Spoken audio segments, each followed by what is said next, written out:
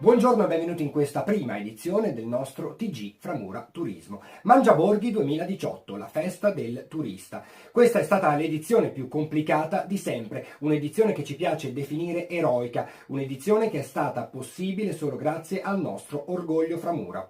Il maltempo ci ha costretto a rinviare l'evento di una settimana e poi ha minacciato anche il weekend successivo, con tutto ciò che ne consegue in termini organizzativi, economici e di pubblico. Alla fine, come sempre, ce l'abbiamo fatta, anche grazie a voi che avete deciso di esserci in tantissimi nonostante le previsioni del tempo. Il nostro ringraziamento più grande va però a tutti i volontari che hanno reso possibile l'evento lanciando il cuore oltre l'ostacolo, lavorando senza sosta con la febbre o con il mal di schiena, raggiungendo Framura anche da altre regioni pur di darci una mano, sacrificando ore di lavoro e di sonno, condividendo con noi la gioia ma anche la fatica e le preoccupazioni che comportano organizzare la Mangiaborghi.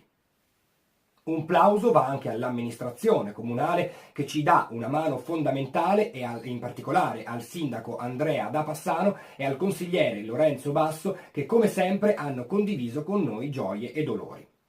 Grazie alla pubblica assistenza framurese, ai VAB, Vigilanza Antincendi Boschivi, e ai carabinieri di Deiva Marina che hanno garantito la sicurezza dell'evento. Grazie allo studio tecnico Geometra Bordone che ci ha aiutato con la parte burocratica e grazie agli alpini di Deiva Marina e a Foce del Prato Agriturismo con l'hotel Augusta che ci hanno prestato la loro attrezzatura. Grazie al DNA Staff che ci ha fatto ballare come pazzi, grazie infine ad Adelmo Massola che ha scattato le foto dell'evento e presto uscirà l'album completo da non perdere. Vediamo intanto qualche fotografia scattata appunto durante questo meraviglioso evento, le vedete con noi in questo momento, un grande evento che ha coinvolto tantissime persone, molto buono il riscontro di pubblico e infatti c'eravamo anche noi e andiamo subito a farvi vedere questo servizio. Framura, in provincia della Spezia, la vedete con i suoi bellissimi paesini medioevali arroccati sulle colline a picco sul mare della riviera Ligure di Levante. Borghi medievali pronti ad accogliere il turista durante la stagione estiva con le sue meravigliose manifestazioni organizzate da Framura Turismo e dal comune di Framura. Una fra tutte proprio la festa del turista, la cosiddetta Mangiaborghi, che insieme ai suoi piatti tipici locali fa ripercorrere le vie del paese fino ad arrivare a degli scorci mozzafiato.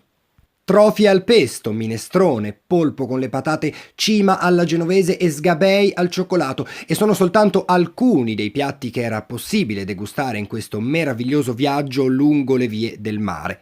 Il tutto accompagnato da vino rigorosamente locale che, se vogliamo, ha dato una mano a dare inizio alle danze della seconda serata. E questo è tutto, grazie per averci seguito in questa prima edizione del TG Framura Turismo, arrivederci.